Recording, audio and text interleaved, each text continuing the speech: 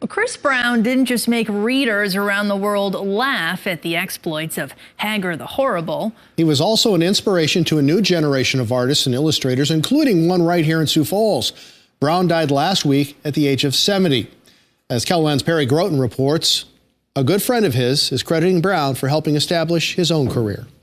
Hector Curiel was very familiar with Chris Browne's Hagar the Horrible long before he moved from South America to South Dakota. When I lived in Peru, I read her strips, obviously in Spanish at that time. And yeah, he is so hilarious. His humor is so...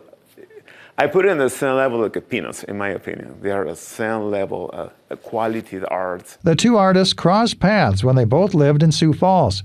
Curiel would seek out Browne's advice early on. When you start a career like this, it's hard to know how good you are. Hear from him, and he, very honest, and praise my art, and give encouragement and direction. How can I move in this business? It was so important for me. This original Hagar the Horrible comic strip is one of Curiel's most prized possessions. He won it in a raffle of the National Cartoonist Society meeting. He says Browne had an amazing ability of putting his own personality into each one of his drawings. In every picture he draw, I can see his spirit, his personality. Curiel last saw Browne back in May when he gave him a copy of his graphic novel about South Dakota World War II ace Joe Foss. Curiel says Browne did not look well then, but he was surprised and saddened when Browne died last week. A cartoonist who influenced so many others is being mourned as a towering figure in the industry and as a close friend. He was so unique person. His heart was as big as his body. So big and warm. In Sioux Falls, Perry Groten, KELOLAND News.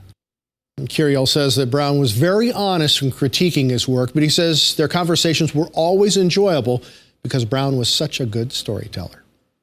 Chris Browne took over the Hagar the Horrible comic strip after the death of his father, Dick Browne.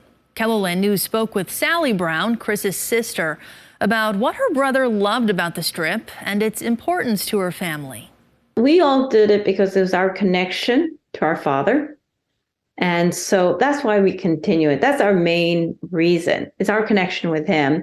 And I think it was Chris's connection with our father and our family.